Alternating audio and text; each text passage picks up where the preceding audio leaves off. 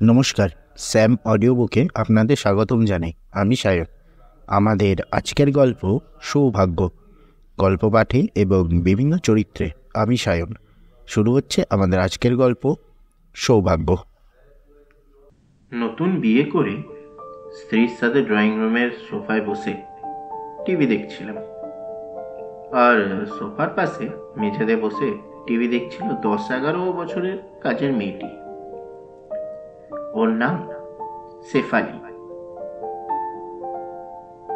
দরিদ্র ঘরের মেয়ে, বাবা নেই, মা আছে। আমাদের গ্রামে ওদের বাড়ি, সেই সূত্রেই আমাদের চেনা।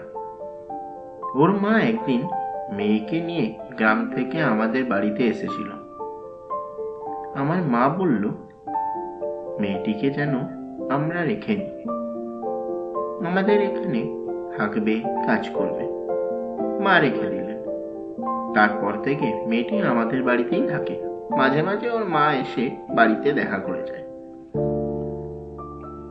আমার স্ত্রী মেয়েটির দিকে তাকিয়ে বলল, তুমি নিচে কেন বসে আছো? সোফায় বসো। মেয়েটি আমাদের এখানে আছে 2 বছর হলো। সে সব সময় নিচে বসে টিভি দেখে। তাকে কখনো আমরা সোফায় বসতেও বলিনি। মেয়েটি তাই অবাক এবং কিছুটা ভয় নিয়ে আমাদের দিকে তাকালো। সে বুঝতে পারছে না কি করবে।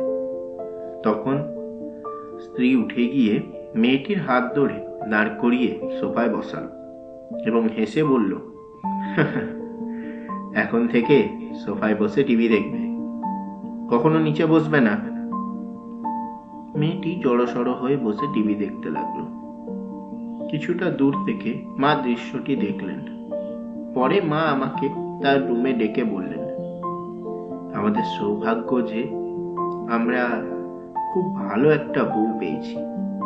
আর বাবা বললেন, বউটার যত্ন নিবি, আমি নিশ্চিত এই মেয়ে আমাদের জীবন বদলে দেবে, ঠিক যেমন তোর মা আমাদের জীবন বদলে দিয়েছিল। বাবার কথা অক্ষরে অক্ষরে মিলে গেল। শহরের আমাদের 1 খণ্ড জমি নিয়ে 12 বছর ধরে মামলা চলছিল। জমিটির বর্তমান মূল্য প্রায় 1 কোটি টাকা। জমিটি এক প্রভাবশালী লোক জোর করে দখল করে রেখেছিল। কিছুদিন পর ওই মামলা রায় হলো এবং আমরা জিতলাম। বাবা সেদিন আদালত কক্ষে আমাকে আবারও বললেন, বউটার যত্ন নিবি। কিন্তু বাবার কথা শেষ পর্যন্ত রাখতে পারলাম না। একদিন রান্নায় লবণ একটু বেশি হয়েছিল বলে গলা চড়িয়ে স্ত্রীকে বললাম, কি রেঁধেছ এসব? মুখেই তো দেওয়া যাচ্ছে না। আরো বেশ কিছু কথা বললাম। বাবা তখন ছুটে এসে ধমকে আমাকে বললেন, ওই খাবার তো আমরাও খেয়েছি, কই আমাদের তো কোনো সমস্যা হয়নি। আর মা বললেন, কথা ভদ্রভাবে বলবি, বেয়াদবের মতো কথা সহ্য করব না আমি। আমি আর কিছু না বলে বড় বড় কদম ফেলে ডাইনিং রুম থেকে বেরিয়ে গেলাম। পরদিন অফিসে গিয়ে জানলাম, বড় অঙ্কের টাকার হিসেব গন্ডগোল হয়েছে। আর অফিসের টাকার দায়িত্ব যেহেতু আমার, তাই দোষটা আমার উপরই পড়ল। বস আমাকে শান্ত গলায় বললেন, টাকায় হিসাব যদি না মেলে তাহলে পুলিশকে জানাবো এবং চাকরিও যাবে। শুনে মনটা খারাপ হয়ে গেল। পুরো অফিস তন্ন তন্ন করে খুঁজেও ওই টাকাগুলো সন্ধান করতে পারলাম না। অফিসের বাইরে অন্য কোথাও রেখেছি কিনা তাও মনে পড়ছিল না। দুঃসংবাদের এখানেই শেষ নয়। সেদিনই জানতে পারলাম, ওই প্রভাবশালী লোক যে আমাদের জমি দখল করে রেখেছিল, উচ্চ আদালতের রায়ের বিরুদ্ধে অ্যাপিল করেছে। তার মানে আবারও দীর্ঘদিন ধরে মামলা চলবে, অর্থাৎ আরো খাটুনি এবং টাকা খরচ হবে। বিধ্বস্ত মনে বাড়ি ফিরলাম। বাড়ি ফিরে প্রথম যে কাজটা করলাম তা হলো স্ত্রীর কাছে ক্ষমা চাইলাম। সেই সাথে বললাম, জীবনে আর কখনো তোমার সাথে বাজে আচরণ করব না, কথা দিচ্ছি। স্ত্রী কিছুক্ষণ চুপ থেকে বলল, শেফালিকে স্কুলে ভর্তি করতে চাই। আমি নিজে ওকে পড়াবো। অপ্রত্যাশিত কথাটা শুনে খানিক সময় ওর দিকে চেয়ে রইলাম। তারপর বললাম, তাহলে ঘরের কাজ কে করবে? আমি শুনেছি ওর মা গ্রামে মানুষের বাড়িতে কাজ করে, কোনো রকমে বেঁচে আছে। তুমি তাকে এখানে নিয়ে আসো, উনি আমাদের বাড়িতে কাজ করবেন, আর মা মেয়ে একসাথে থাকলে তাদেরও ভালো লাগবে।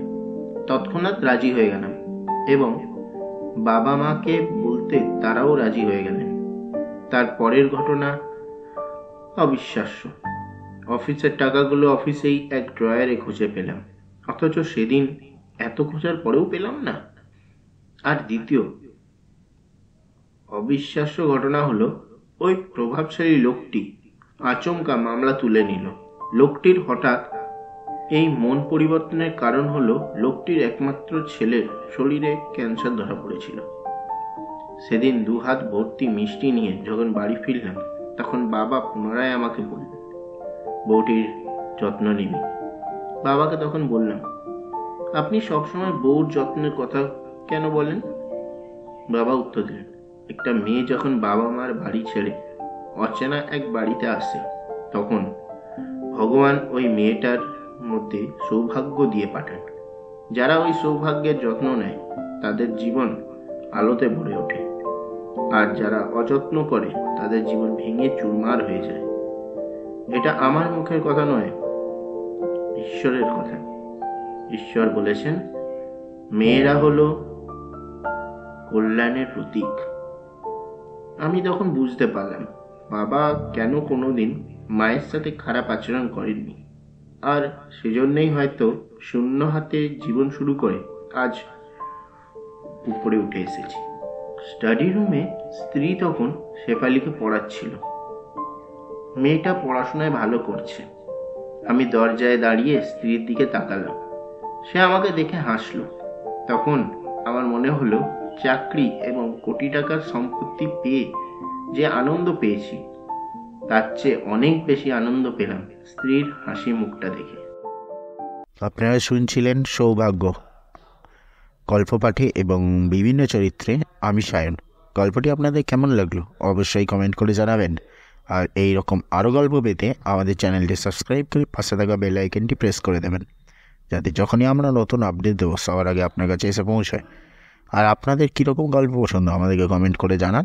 আমরা আপনাদের ইচ্ছা মতো গল্প আপলোড করিয়ে আপনাদের আরও খুশি দেওয়ার চেষ্টা করব। তাহলে আজকের জন্য এখানেই শেষ করছি। আবার দেখা হবে আগামী পর্বে একটি নতুন গল্প নিয়ে। ততদিনের জন্য ভালো থাকবেন, গল্প শুনবেন, গল্প পড়বেন, গল্প লিখবেন, গল্প শোনাবেন। ধন্যবাদ।